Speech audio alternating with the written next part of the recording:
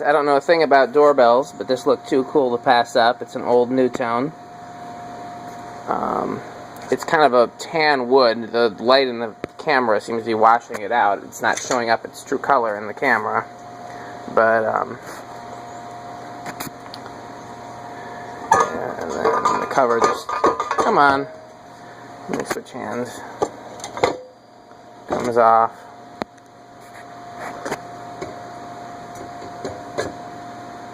Maybe I can hit it with something, we can see kind of what it sounds like.